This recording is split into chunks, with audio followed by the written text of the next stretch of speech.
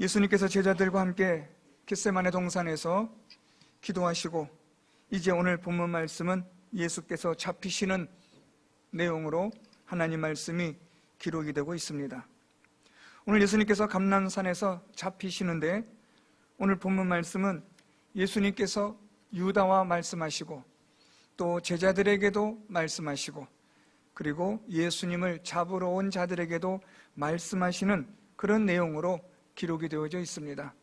저는 오늘 본문 말씀을 예수님께서 유다에게 이르신 말씀, 또 제자들에게 이르신 말씀, 그리고 예수님을 잡으러 온 자들에게 이르신 말씀을 통해서 이 종말의 시대에 또 악한 권세가 역사하는 사탄이 힘을 떨치고 있는 이때에 우리가 어떻게 살아가야 할 것인지를 오늘 말씀을 통해서 살펴보고자 합니다. 오늘 먼저 예수님께서 유다에게 하시는 말씀이 있는데요, 오늘 말씀에 보면 유다가 예수님을 지금 잡으러 오는 무리들과 함께 오는 말씀으로 시작하고 있습니다. 47절에 보면 말씀하실 때에 한 무리가 오는데 12 중에 하나인 유다라 하는 자가 그들을 앞장서 와서라고 말씀합니다.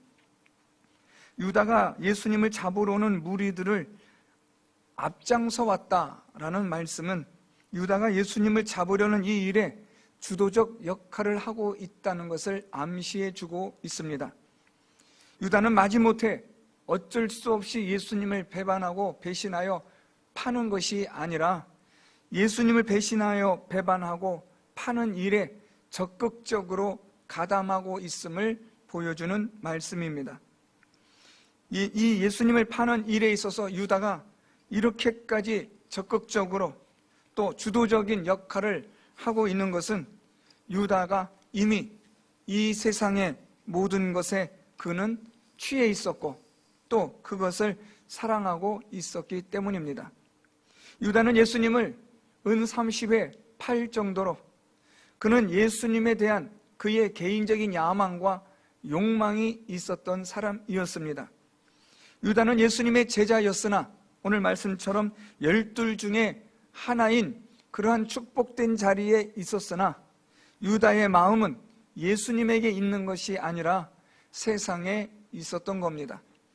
그에게는 권력이, 그에게는 돈이 야망이었고 또한 그의 꿈의 대상이었습니다. 사랑의 대상이었기 때문에 유다는 예수님을 파는 일에 주저하지도 않았고 그는 그 일을 주도적으로 앞장서서 해내는 그러한 배신의 인물입니다. 오늘 말씀에 보면 유다가 이렇게 예수님을 파는 일에 앞장서는 결정적인 말씀이 기록이 되고 있는데 48절입니다. 예수께 입을 맞추려고 가까이 하는지라 예수께서 이르시되 유다야 네가 입맞춤으로 인자를 파느냐라고 예수님은 그렇게 말씀하십니다. 유다가 예수님을 파는 일에 앞장선다라고 말씀을 드렸는데 이것은 주도적인 역할을 하였다고 말씀을 드렸습니다. 이 유다가 예수님을 파는 일에 가장 결정적인 주도적 역할을 하는 것은 예수님을 잡으러 온 자들에게 예수님이 누구인지를 가르쳐주는, 예수님을 지목하는 그 일을 지금 유다가 하고 있는 겁니다. 예수님을 잡으러 온 이 시간은 밤이었기 때문에 어둡습니다. 또 감람산은 산이기 때문에 금방 해가 떨어지고 또한 많은 감람나무로 인한 잎으로 인하여 사람이 이렇게 누구인지를 잘 분별되지 않는 그런 때입니다. 그래서 예수님을 잡으러 오는 사람들에게 유다는 내가 입을 맞추는 자가 그이라고 그렇게 자세하게 모의를 하고 지금 예수님께 나와 입을 맞추려고 하는 겁니다. 오늘 이 유다의 입맞춤은 제가 공관복음서를 전하면서도 말씀드렸지만 배신의 입맞춤이고 배반의 입맞춤입니다. 보통 이 당시 유대인들의 입맞춤은 인사입니다. 애정과 사랑의 인사이며 존경의 인사로 입을 맞춥니다. 그런데 오늘 이 유다의 입맞춤은 사랑도 아니고 존경도 아닌 예수님을 파는 목적을 위한 신호로서의 입맞춤입니다. 배신과 배반으로 유다는 세상을 사랑한 사람으로서 예수님을 기꺼이 그들의 손에 넘겨주는 일에 주저하지 않는 앞장서는 역할을 그는 감당하고 있습니다. 유다의 이런 입맞춤에 대해서 예수님과 함께 있던 제자들은 무슨 상황인지를 아직까지는 몰랐습니다. 유다의 입맞춤을 통해서 제자들은 예수님께 지금 유다가 인사하는구나 하는 정도로만 인식하고 있었던 겁니다. 그런데 유다의 이 입맞춤이 배신과 배반의 입맞춤이라는 것을 우리 예수님은 아셨던 거죠. 그래서 예수님께서 유다야, 네가 입맞춤으로 인자를 파느냐라고 그렇게 말씀하시는 겁니다. 다른 사람들은, 다른 제자들은 유다는 열심적인 사람이요, 예수님을 따르는 일에 아주 열정적인 사람으로 알았습니다. 유다는 예수님의 금고를 돈을 맡은 자로서 그의 충성도와 헌신도는 누구도 의심하지 않는 아주 탁월한 사람이었습니다. 제자들이 볼 때는, 예수님을 믿고 따르는 자들이 볼 때에는 이 유다는 예수님을 정말 사랑하고 존경하는 인물임에 분명했습니다. 그런데 이 유다의 그 내면에는 예수님을 사랑하고 존경하는 것이 아니라 그는 세상을 사랑했고 돈을 사랑했고 권력을 사랑했던 것입니다. 예수께서는 유다의 입맞춤이 존경이나 사랑의 입맞춤이 아니라 세상을 사랑한, 돈을 사랑한, 그래서 예수를 기꺼이 팔아버리는 그런 배신과 배반의 입맞춤이라는 것을 예수님은 아셨던 겁니다. 오늘 예수님은 유다에게 유다야라고 그를 부르십니다. 예수님께서 제자들의 이름을 부르실 때는 특별한 의미들이 있었습니다.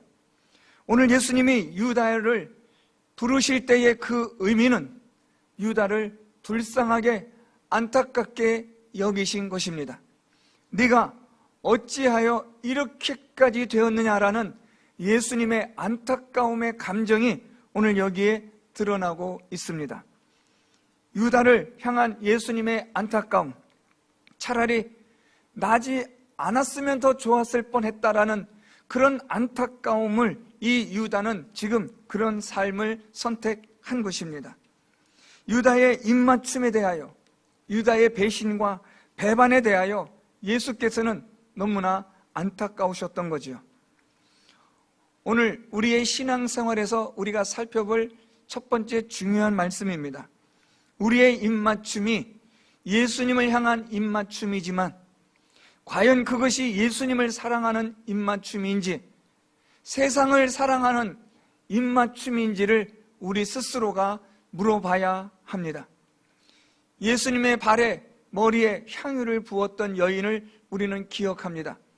그 여자는 예수님의 발에 입을 맞춥니다. 그녀가 입을 맞춘 예수님의 그 발, 그녀가 부어드린 그 향유, 이 모든 것은 진실로 그 여자는 예수님을 사랑했던 여자였습니다. 예수께서는 그 여자의 사랑을, 진실함을 아시고 복음이 전파되는 곳마다 이 여자의 일들이 기록되게 하라고 칭찬하십니다. 그런데 오늘 유다의 입맞춤에 대해서는 인자를 파는 입맞춤이라고 안타깝게 여기십니다. 사람들은 잘 모릅니다. 그저 열심히 있는 것 같고 또 열정적인 것 같고 잘하는 것 같고 헌신하는 것 같지만, 그러나 그 모든 실상을 아시는 분은 하나님 한 분뿐이십니다. 우리는 그 하나님 앞에서 우리의 입맞춤이 어떤 입맞춤인지를 우리가 분명하게 생각하고 결정을 내려야 합니다. 정말 나는 예수 그리스도를 사랑하는 입맞춤을 하고 있는가? 아니, 말을 조금 더 쉽게 표현해서 정말 나는 예수님을 사랑하고 있는가? 라는 질문입니다. 우리는 정말 예수님을 사랑하고 있는가? 이 세상 그 무엇보다도 예수님을 진실로 사랑하는가? 이 질문은 우리가 주님 앞에 서는 그날까지 계속 되어져야 할 질문입니다. 세상에 우리가 사랑해야 할 것들은 참 많습니다. 우리를 유혹하고 우리를 사랑의 눈빛으로 손짓하는 많은 세상적인 것들이 있습니다. 우리는 그러한 세상적인 것들을 사랑하면서 겉으로는 예수님을 사랑하는 척하는 이중성을 가진 그런 인물이 바로 내가 아닌지를 우리가 고민해야 봐야 한다는 말씀입니다. 유다만 유별하고 특별하기 때문에 예수님을 판 게 아닙니다. 우리도 얼마든지 유다처럼 예수님 대신 다른 것을 사랑하는 것으로 은근슬쩍 우리의 사랑하는 그 자리에 예수님 대신에 세상의 것을 어느새 바꿔치기 한 우리들인지 우리는 우리 자신을 정확하게 볼 수 있어야 합니다. 유다처럼 꼭 이렇게 적극적으로 가담해야만 예수님을 판 게 아니라 아무도 모르게 은밀하게 예수님 대신에 다른 것을 사랑하는 것도 결국은 예수님을 판 것과 다를 바가 없다는 사실을 아셔야 합니다. 오늘 예수님은 유다의 이 입맞춤이 예수님을 사랑하는, 존경하는 게 아니라 세상을 사랑하고 돈을 사랑하는 입맞춤이라는 것을 예수님은 아셨다라는 이 사실을 우리는 정말로 심각하게 받아들여야 합니다.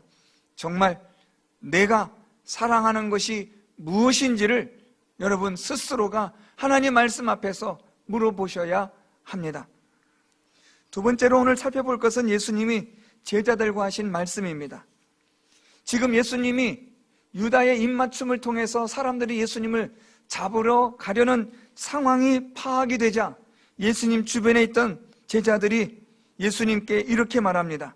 48구절에 주여 우리가 칼로 치리까 하고 50절 그 중에 한 사람이 대제사장의 종을 쳐 그 오른쪽 귀를 떨어뜨린지라 라고 말씀합니다. 예수님의 제자들은 예수께서 잡혀가시는 상황을 이제서야 알게 되자 그들이 가지고 있었던 두 자루의 칼 중에 하나를 가지고 있었던 베드로가 예수님께 우리가 칼로 치리까 하며 그 칼로 예수님을 잡으러 온 대제사장의 종의 그 오른쪽 귀를 떨어뜨립니다. 칼로 저항하고 대항합니다. 오늘 제자들은 자신들이 가지고 있는 칼로 예수님을 잡으러 온 이들을 얼마든지 대항하고 저항해야만 한다라고 생각하고 있는 겁니다. 이들은 자신들이 가지고 있는 칼로 예수님을 지키고 보호해 줄 수 있다라고 그렇게 여기고 있는 겁니다. 어둠의 권세를, 이 세상의 권세를 세상의 칼로 대항하고 저항할 수 있다라고 제자들은 생각한 것입니다. 그렇지만 세상의 방법으로 세상을 이길 수는 없습니다. 세상의 칼로, 세상의 검으로, 세상의 돈으로, 세상에 속한 것으로 세상을 이길 수가 없습니다. 우리가 세상을 이길 수 있는 것은 세상에 속한 것이 아닌 것이어야만 하는 겁니다. 이 세상을 창조하시고 주관하시고 다스리시는 하나님의 능력으로만이 우리는 이 세상을 이겨낼 수가 있는 겁니다. 그래서 오늘 예수님께서는 제자들에게 이렇게 말씀합니다. 51절에 예수께서 일러 이르시되 이것까지 참으라 그렇게 말씀합니다. 이것까지 참으라 라는 이 번역은 좋은 번역은 아닙니다. 이것을 조금 더 우리가 정확하게 번역한다면 그들이 원하는 대로 내버려 두라는 말씀입니다. 오늘 예수님은 예수님을 잡으러 온 자들을 칼로 대항하지 말라고 말씀합니다. 왜냐하면 이 세상은 칼로 대항하고 저항하여 이길 수 있는 게 아니기 때문입니다. 좀 더 정확하게 말하면 예수님의 십자가의 사역과 하나님의 나라는 이 세상의 칼로, 이 세상에 속한 것으로 되는 게 아니라는 말씀입니다. 우리는 성경을, 복음을 전하고 가르칠 때 칼로서, 무력으로서, 세상의 방법으로서 하지 않습니다. 하나님께서는 전도라는 미련한 것으로 이 세상을 구원하시기를 기뻐하셨다라고 바울은 말합니다. 하나님은 이 세상을 구원하시기 위하여 세상의 방법을 사용하시지 않는다는 말씀입니다. 이 세상을 구원하시기 위해서 하나님은 하나님의 방법으로 하나님의 나라를 이루시고 세상을 구원하신다라는 것입니다. 오늘 예수님은 제자들에게 이들이 하는 대로 내버려 두라는 겁니다. 예수께서는 이들이 이런 일을 행하여 예수를 마침내 십자가에 못 박아 죽임으로 하나님을 대적하고 예수를 완전히 멸하는 그 일을 행하는 악을 행하지만 내버려 두라는 겁니다. 왜냐하면 하나님께서 하나님의 방법으로 이 모든 것들을 이길 수 있기 때문입니다. 세상의 방법으로 해서는 안 된다는 겁니다. 칼을 거두라고 말씀하시고 예수께서는 칼을 칼집에 다시 꽂으라고도 말씀합니다. 그러면서 오늘 예수님은 귀를 다친 대제사장의 이 종의 귀를 만져 낫게 하여 주십니다. 51절 하반절에 보면 그 귀를 만져 낫게 하시더라. 예수님을 잡으러 온 사람인데, 예수님을 잡아 십자가에 매달아 죽이려고 하는 사람들인데, 예수님은 다친 그 사람의 귀를 고쳐주시고 낫게 하여 주십니다. 왜냐하면 십자가의 길은 세상의 칼로 이루어지는 게 아니기 때문입니다. 세상을 구원하는 하나님의 방법은 칼로 저항하고 대항하고 무력으로 세상의 방법으로 되는 게 아니라는 것을 말씀하시는 겁니다. 예수님의 이 십자가의 행진에, 십자가를 지시기 위하여 고난당하시고 죽임당하시는 이 과정에 어떤 것 하나라도, 세상의 그 어떤 것 하나라도 절대로 개입하지 못하도록 하셨다라는 말씀입니다. 예수님의 십자가의 구원의 사역에 그래도 베드로의 칼을 휘둘러 그 종의 귀를 떨어뜨린 것이 어느 정도 보탬이 되었고 도움이 되었다라는 의혹조차 일어나지 않도록 하시기 위해서 이 대제사장의 종의 귀를 고쳐 낫게 하신 겁니다. 예수 그리스도의 십자가의 이 길에 세상의 그 어떤 방법이나 어떤 수단도 들어와서도 안 되고 개입돼서도 안 된다는 것을 오늘 예수님은 말씀하십니다. 그래서 오늘 예수님께서는 이 종의 귀를 고쳐주시고 제자들에게는 칼로 세상의 방법으로 저항하지 말라고 말씀하십니다. 마지막 세 번째는 예수님을 잡으러 온 자들에 대하여 예수님이 하시는 말씀입니다. 52절 우리 하반절부터 보면 너희가 강도를 잡는 것 같이 검과 뭉치를 가지고 나왔느냐라고 말씀합니다. 강도를 잡는 것 같이 라는 예수님의 이 말씀은 나는 강도가 아니다 라는 말씀이고, 더 나아가 나는 강도처럼 폭력을 행사하고 물리력을 행사하고 칼을 휘두르는 자가 아니다라는 말씀입니다. 그런데 나는 폭력을 행사하는 자도 아니요 강도와 같이 사람을 다치게 하는 사람도 아닌데 너희들은 사람을 다치게 하고 죽이게 하는 검과 몽치, 즉 몽둥이를 가지고 왔느냐라는 예수님의 말씀입니다. 나는 너희들에게 칼로 저항하지 않는다. 내가 지금까지 너희들을 가르치면서 성전에서 하나님 나라의 복음을 전하면서 내가 언제 너희들에게 은연중에 물리적인 힘을 동원한 적이 있었는지를 예수님은 아마 상기시켜주고 싶었던 것 같습니다.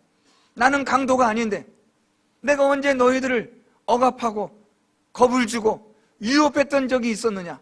그런데 왜 너희들은 나를 마치 겁을 주고 위협하고 협박하는, 사람을 다치게 하는 강도를 잡는 것과 같이 칼을 가지고 오고 몽둥이를 가지고 나를 잡으러 왔느냐라고 그렇게 예수님은 말씀하십니다. 지금 이들이 이렇게 칼을 가지고 몽둥이를 가지고 예수님을 잡으러 온 것은 다름 아니라 예수님의 능력을 알고 있기 때문입니다. 기적을 행하시는 예수님을 알고 있기 때문에 두려운 겁니다. 그래서 이 세상의 무기를 가지고 예수님과 대항하여 예수님을 잡아 죽이려는 그런 의도와 목적을 가지고 온 겁니다.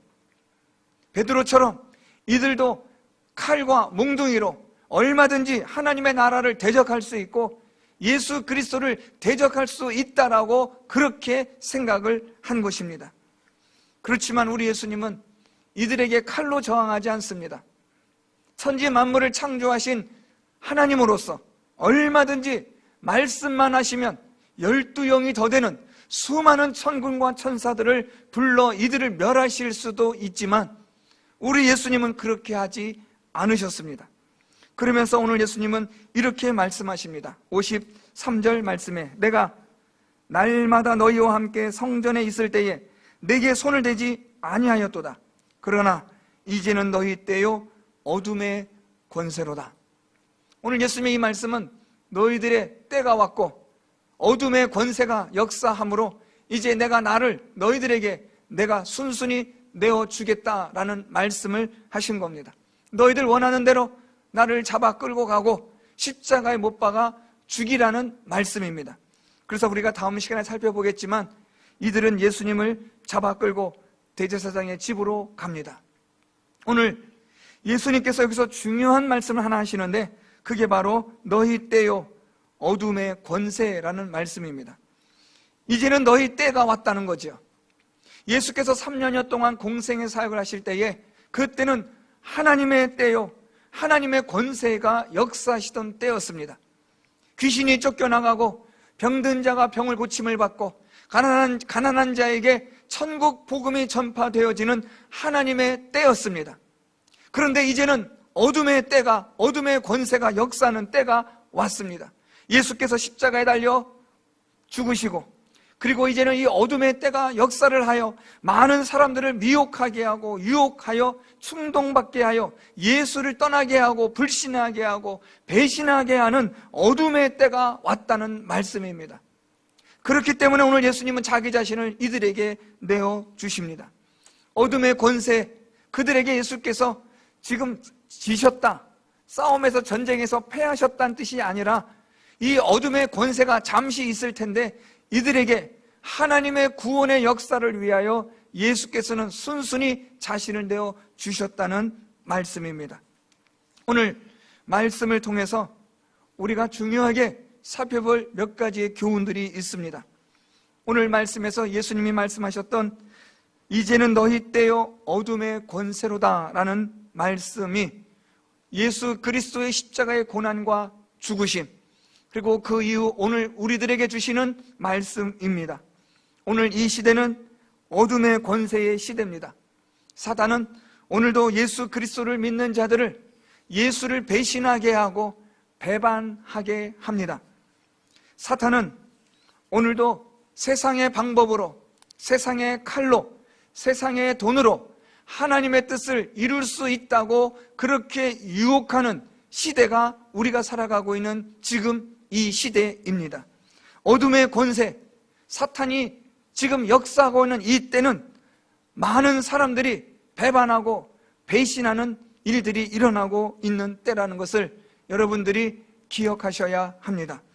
믿음의 길에서 떠나고 진리의 길에서 떠나고 예수 그리스도를 사랑하는 것 대신에 세상을 사랑하는 많은 일들이 일어나는 이런 현상이 이제는 우리 주변에 너무나 쉽게 보여지는 그런 시대를 살아가고 있습니다. 왜냐하면 어둠의 때요 사탄이 역사하는 때이기 때문입니다. 하나님은 주님 오시는 그날까지 잠깐 동안 사탄에게 이런 권세를 허락하십니다.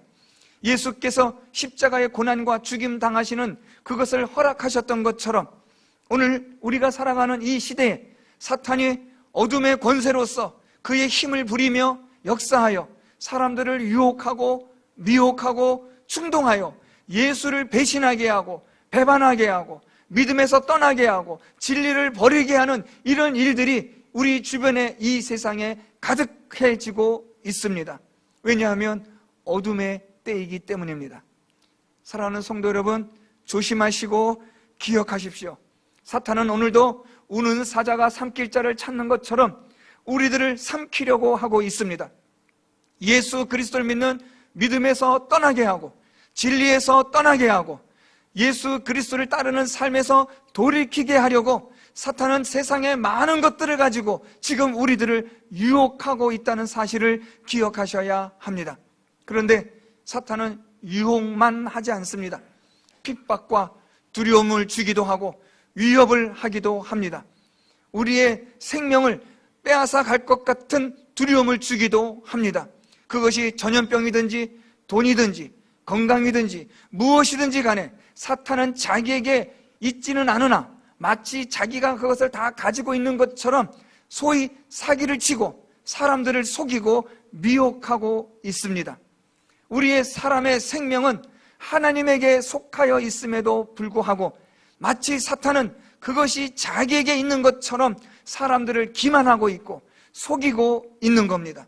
그래서 사람들로 하여금 사탄을 두려워하게 하고 귀신을 두려워하게 하고 세상에 속하지 않으면 안 될 것 같은 두려움을 갖게 만든다는 겁니다. 요즘 대한민국에 주식 광풍이 불고 있다고 전문가들은 지금 걱정하고 있습니다. 젊은 사람들이 돈은 되는 게 없고 계속해서 빈부격차는 심해지고 이제는 살기가 어려워지니까 빚을 내어서 주식을 사서 그것으로 한탕을 좀 더 크게 벌어보자는 그런 심리가 대한민국의 광풍처럼 불고 있다고 합니다. 대한민국의 가계 구조, 재무 구조가 상상을 초월할 수 없을 정도로 지금 엄청나게 급증했습니다. 돈을 빌려서 그 빚낸 돈으로 이 사람들이 주식을 사고 주식이 오름으로 자신들의 어떠한 부를 증대하려고 하는 일들이 이 대한민국에서 지금 너무나 안타깝게도 많이 일어나고 있습니다. 그렇게 하지 않으면, 주식을 사지 않으면 내가 뭔가 뒤처진 것 같고 내가 돈 버는 데 있어서 이제는 아예 벌 수 없는 영원한 소위 세상 사람들이 말하는 루저가, 모든 것에 다 실패자가 될 것 같은 두려움이 들기 때문에 너도 나도 앞다투어서 주식을 사기도 하고 땅을 사기도 하고 아파트를 사기도 하는 겁니다. 사탄은 계속해서 우리를 두려움 속에 몰아넣습니다. 전염병으로 인하여 두려움을 만들게 하고 우리로 하여금 근심과 걱정과 염려를 가지게 합니다. 그렇게 해서 예수 그리스도로부터의 모든 관심과 열심과 열정을 빼앗아 버리는 겁니다. 돈이 우리를 유혹합니다. 때로는 우리를 협박하기도 하고 위협하기도 합니다. 건강이든지 자녀의 문제든지 그것이 무엇이든지 간에 오늘도 이 어둠의 권세는 예수 그리스도를 믿는 믿음의 이 길에서 성도들이 하나 둘씩 떠나게 하고 뒤돌아서게 하고 등을 돌리게 하려고 오늘도 얼마나 많은 역사를 행하고 있는지를 여러분 잘 보셔야 합니다. 예수님의 이 시대뿐 아니라 오늘 우리가 살아가는 이 시대는 더욱더 사탄의 역사가, 어둠의 권세가 강력해지고 있다는 사실을 기억하시고 예수 그리스도를 믿는 믿음에서 떨어지지 않도록, 예수를 사랑하는 그 사랑이 식어지지 않도록 정말로 열심을 다하셔야 하고 정신을 차리셔야 합니다. 두 번째로, 이 종말의 때에, 어둠의 권세의 때에는 세상의 방법으로 하나님의 일을 이루려고 하는 사탄적인 계획과 음모가 있습니다. 예수께서 광야에서 40일 금식하시며 기도하실 때 마귀가 예수님을 찾아와 시험합니다. 마귀가 예수님을 찾아와 시험하지만 마귀가 예수님을 시험하는 그 내용은 하나님의 말씀이었습니다. 떡을 만들어 먹게 하고 사탄에게 경배하고 또한 뛰어내리게 하는 모든 것들이 하나님의 말씀에 근거한 것으로 그렇게 시작합니다. 문제는 그것이 하나님의 방법이 아닌 마귀의, 사탄의 방법이었다는 차이가 있는 거죠. 하나님께서는 하나님의 방법으로 세상을 구원하시기를 기뻐하십니다. 세상을 구원하시는 하나님의 방법, 그것이 무시되어지면 세상의 방법으로 세상을 구원할 것만 같은 생각을 갖게 하는 것이 바로 사탄입니다. 돈으로 우리가 구원받는 게 아닙니다. 세상의 어떤 권력으로, 세상의 어떤 구조로, 사회적인 어떤 환경으로 구원을 받을 수 있는 게 아닙니다. 구원을 받는 것은 오직 하나님의 방법인 하나님의 말씀을 듣고 그 말씀을 믿을 때에 우리가 구원을 받게 되어지는 겁니다. 교회는 철저히 하나님에 의한, 하나님으로 말미암는 그런 교회여야 합니다. 세상의 방법으로 교회가 채워질 때는 더 이상 교회는 힘을 잃어버립니다. 교회가 아니기 때문입니다. 교회가 교회로서 존재하고 교회가 교회로서의 능력을 가질 수 있는 것은 하나님의 방법으로 일어설 때뿐입니다. 오직 하나님의 말씀으로 우리가 순종하고 따를 때에 하나님의 놀라운 기적과 능력이 나타나고 십자가에서 고난당하시고 죽으셨던 예수께서 3일 만에 부활하시는 능력이 나타나게 되는 겁니다. 이것이 하나님의 방법입니다. 세상의 방법은 그럴듯해 보입니다. 솔깃하게 만듭니다. 합리적인 것 같고 상식적인 것 같습니다. 그러나 그것은 세상의 방법입니다. 이 세상을 이길 수 있는 것은, 어둠의 권세를 이길 수 있고 극복할 수 있는 것은 오직 예수 그리스도의 능력이며 하나님의 방법뿐입니다. 하나님으로, 예수 그리스도로만 우리가 이 어둠의 권세를, 사탄의 권세를 능히 이겨낼 수 있다는 사실을 기억하시기를 바랍니다. 사랑하는 성도 여러분, 지금은 예수님이 말씀하신 것처럼 어둠의 권세의 때입니다. 사탄은 오늘도 우리를 예수 그리스도를 부인하게 하고 떠나게 하고 예수 그리스도에 대한 관심을 지금 사탄은 빼앗고 있습니다. 우리의 모든 관심을 먹는데, 입는데, 돈을 버는데 치중하게 합니다. 성도 여러분들이 직장 생활하시고 일상생활 하시면서 우리가 먹고 사는 것도 무시할 수 없습니다. 직장 다니는 것도 중요합니다. 그렇지만 목적은 잃어버리시면 안 됩니다. 돈 벌기 위해서 우리가 태어난 게 아닙니다. 먹고 살기 위해서 우리가 살아가는 게 아닙니다. 우리는 하나님의 나라를 위해서, 예수 그리스도의 복음을 위해서, 저 영원한 천국에 들어갈 수 있는 자가 되기 위해서 오늘도 우리는 먹고 마시고 한다는 것을 기억하시기를 바랍니다. 목적을 잃어버리면 그 인생은 의미가 없어집니다. 우리의 인생, 짧은 인생인데 돈 벌다가 먹다가 마시다가 죽는 짐승보다도 못한 그런 인생이 되어서는 안 됩니다. 하나님이 이 세상을 창조하실 때 사람을 다른 모든 피조물보다 탁월하게 창조하신 것 하나가 있습니다. 그게 바로 하나님의 형상대로 지으신 겁니다. 이것은 하나님을 예배함입니다. 우리의 의미가, 사람의 존재 가치가 가장 최고일 때가 언제인가? 하나님을 예배하고 섬기며 그분의 말씀에 따라 살아갈 때입니다. 사랑하는 성도 여러분, 어둠의 권세가 역사하고 있는 이때 정신을 차리시고 예수 그리스도께 집중하시고 하나님 말씀에 집중하시고 하나님 말씀대로 살아가는 성도 여러분들 될 수 있기를 바랍니다. 하나님의 방법 말고는, 성경에 있는 말씀 외에는 교회는 교회가 될 수 없다는 사실을 기억하시고 철저히 하나님 말씀에 순종하고 하나님의 방법으로 하나님의 일을 하시고 하나님의 방법대로 하나님의 뜻을 구하시는 우리 사랑하는 모든 성도 여러분들이 되셔서 이 어둠의 권세를, 사탄의 권세를 이기시고 승리하신 우리 주님을 뒤를 따라 우리도 부활의 능력으로 살아가는 저 영원한 천국을 소망하며 오늘도 믿음의 이 행진을 멈추지 않는, 이 진리의 길을 떠나지 않는 우리 모든 성도 여러분들이 다 될 수 있기를 예수 그리스도의 이름으로 축원드립니다.